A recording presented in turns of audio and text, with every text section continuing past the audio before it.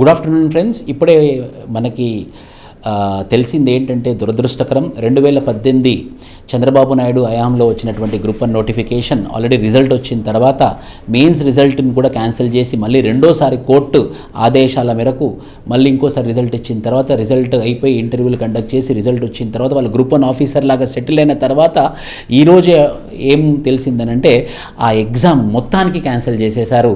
ఆ group 1 officer లాగా ఎవరైతే ఇప్పుడు జాబ్ చేస్తున్నారో వాళ్ళందరూ ఇప్పుడు నిరుద్యోగులు లాంటి పరిస్థితి, మళ్ళీ మెయిన్స్ రాయమంటున్నారు అన్నమాట. సో దాని మీద మనం సార్ ఏమంటారు మీరు?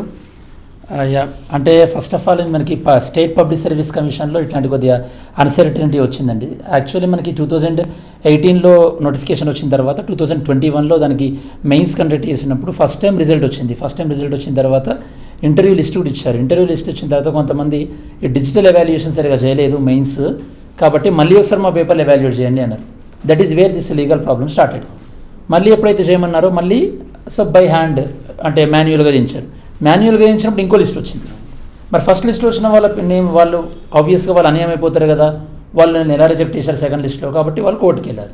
కోర్టుకి వెళ్ళిన తర్వాత ఇప్పుడు ఏం చెప్పింది, ఫస్ట్ లిస్ట్ సెకండ్ లిస్ట్ అని కాదు, అసలు లిస్ట్లే తీసేయండి, డైరెక్ట్గా మళ్ళీసారి ఎగ్జామ్ రాయండి అన్నారు. అంటే ఇప్పుడు ఈ గ్రూప్ 1 ఆఫీసర్ లాగా 2 సంవత్సరాల నుంచి పోస్ట్లో ఉన్న వాళ్ళ పరిస్థితి ఏంటన్నట్టు?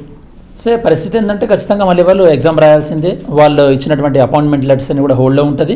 ఎగ్జామ్ రాసి క్లియర్ అయితే మరి జాబ్ వస్తుంది. యాక్చువల్లీ సింగిల్ బెంచ్ ఇచ్చింది సార్ యాక్చువల్లీ జడ్జిమెంట్. వీళ్ళు డివిజన్ బెంచ్కి వెళ్ళే అవకాశం ఉంటుంది.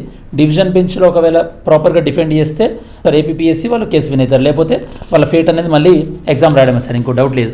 నిజంగా దురదృష్టకరం ఇది. ఎవరైతే గ్రూప్ 1 జాబులు చేస్తున్నారో మళ్ళీ ఎగ్జామ్ రాయమనడం అనేది, సో కనీసం డివిజనల్ బెంచ్ అయినా వాళ్ళకి సపోర్ట్గా జడ్జిమెంట్ ఇద్దాం అనుకుంటున్నాం. But as of now group 1 exam రద్దయింది అనుకోవచ్చు మనం. రద్దయింది, మళ్ళీ మెయిన్స్ రాయాలి. ప్రిలిమ్స్ సేమ్ ఉంటుంది సార్. ప్రిలిమ్స్ మళ్ళీ కొత్తగా ఎవరు అప్లై చేయడానికి లేదు. ఆ ప్రిలిమ్స్ ఫర్ ఎగ్జాంపుల్ అప్పుడు ఎవరెవరైతే మెయిన్స్ అన్ని పేపర్లు అప్పుడు మెయిన్స్ రాసి ఉంటారో మళ్ళీ ఇప్పుడు వాళ్ళు ఎలిజిబుల్ అవుతారు, వాళ్ళు మెయిన్స్ ఎగ్జామ్ రాయొచ్చు. సో దీన్ని బట్టి మనకి ఏమర్థమవుతుందంటే గ్రూప్ 1 జాబ్ వచ్చిన తర్వాత కూడా నోట్స్ ఒక 5-6 సంవత్సరాలు అట్లనే జాగ్రత్త దాచిపెట్టుకోవాలి. సో ఎప్పుడు ఎగ్జామ్ అవుతుందో మళ్ళీ తెలియదు కాబట్టి. Thank you sir, thank you.